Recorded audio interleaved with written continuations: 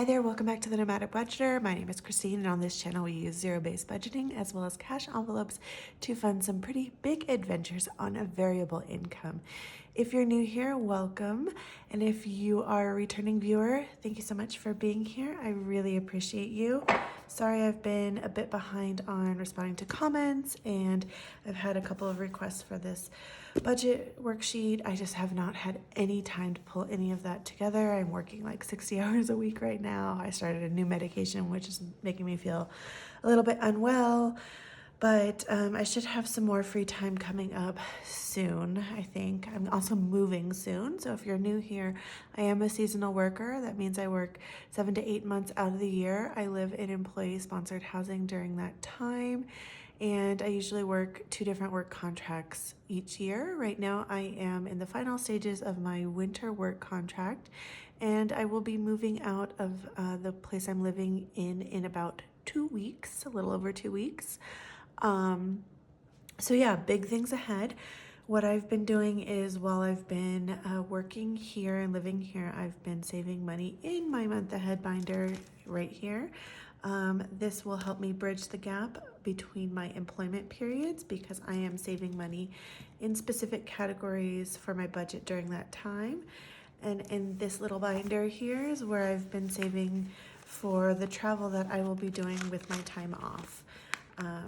And so this cash envelope and zero-based budgeting methods really are going to help me get through and also continue to build towards financial stability, something that I have been struggling with for a little while, but I find that this system works best for me.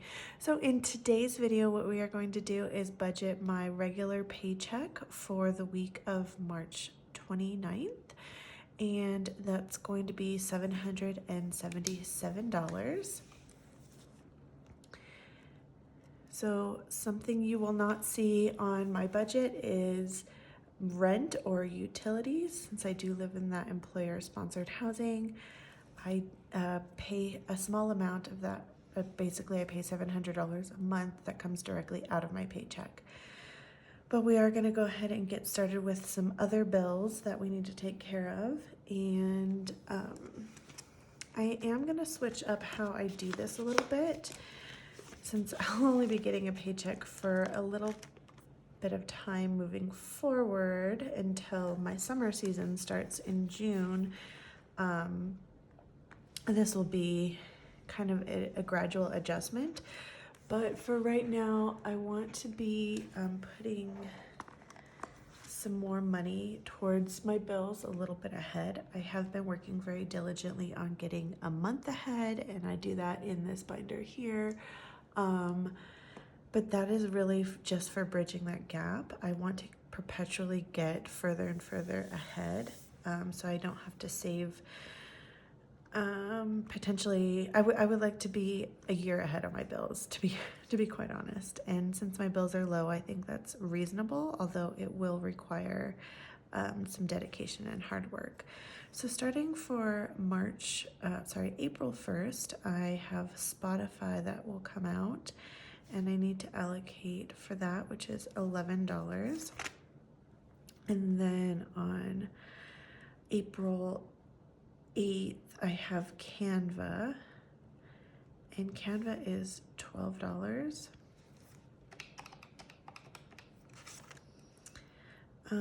Music Bed is next, and that's gonna be, actually I don't remember the date of that, but I'm gonna just put it down for the 10th. And I put the amount incorrect. It's actually $30. Oops.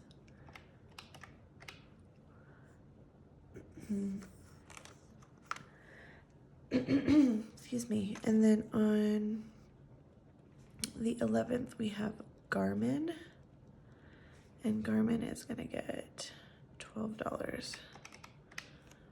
Okay. And I think that's where we'll leave it with those.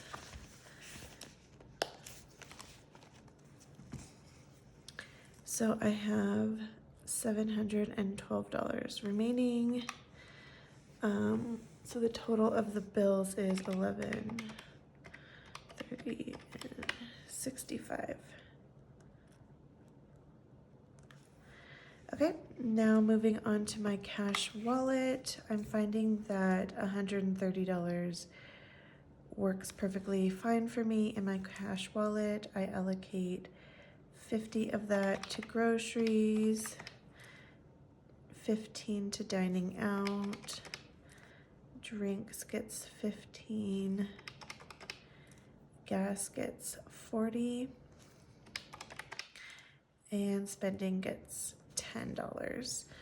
So that's 130. We're at 712 minus 130 is 582 remaining.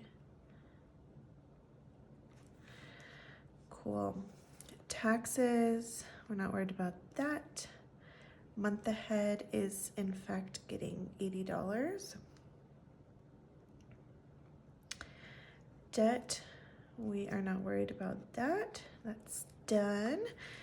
Emergency is getting $100 today, and I went through and made some really big changes to my cash envelopes off camera just because I needed to reconcile things. Like, I'm coming towards the end of my work contract here, and like the money I have is the money I have with these last few paychecks until middle of June. So I needed to know exactly where I stood. I mean, the point of me using these placeholders and this budgeting system is to make sure that what is in my account actually matches here. And so I went through and I spent over an hour doing that. And I had to do it off camera because it was kind of stressful and like very, like I needed to pay a lot of attention to it. And I made some adjustments. A big adjustment that I made was in the amount that I'm stating is in my emergency fund. If you've been watching a while, you may remember that when I took care of my taxes, I was like owed money back from states, but I also had to pay federal. And so I was like, oh, it's gonna wash and I'll just like put what I get back in to repay myself what I'm basically borrowing from my emergency fund. I decided to kind of like back away from doing that and just set my emergency fund. Here, I'll show you. Set my emergency fund placeholders. It's at $1,300 right now, which before it was like at $2,150 or $2,100 or something like that. Because this is what is actually like available to me in my account right now. And yeah, I'll still get repayment, but if I needed it at this moment, I don't have it. So it was more important for me to just be reflective of what I actually have, and then I can bump this back up in the future or just like continue to have that fire within me to be giving this the attention that it deserves, because my goal is for that to be at $3,000, and I was honestly wanting that to be the case before I got to the end of this work contract. And I don't know that that's going to happen, but it's like, it's not a firm deadline. It was just a goal, and I can still continue to work towards that goal with a different timeline, and that's okay. But I'm giving it $100 this week. And then travel is getting $225, so just a couple dollars more than what my plan is. And that's just to keep it at a nice even little number. So for my high priority, I'm getting $405 to high priority. So we're looking at $177 remaining. Okay, going into my sinking funds, my higher priority sinking funds, I always like to do P.O. box and registration, which are both annual payments. So let's take off for those. And then let's see, provisions. I need to make sure I'm stuffing in that because I actually just before filming this spent $60 on the Nespresso website to refill my coffee.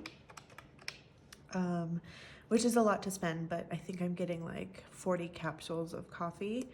And if I bought 40 coffees out of the house, it would definitely be much more expensive than that. Okay, technology, we want to give that 10. And then car maintenance is a big priority right now, and I want to give that $80. Because I need to get my air conditioner fixed in my car. Okay, not a lot left here. Gifts need some money, so we're gonna go $10 to gifts. Self-care, let's give that $10. And I want to put into hobbies, so let's go $10 into hobbies and $7 into wardrobe. And that is my zero-based budget. So 37 into low priority sinking funds. I did make some overtime this week, so I will be able to bolster some of these sinking funds with that money, which is great. That's my that's my motivation to work the overtime, is to get that extra income. But that is my regular income for the week of March 29th, all budgeted, the $777. Thank you again so much for watching. I really appreciate you being here. If you'd like to help out my channel, make sure to give this a thumbs up and subscribe for more content just like this. I'll see you soon. Bye.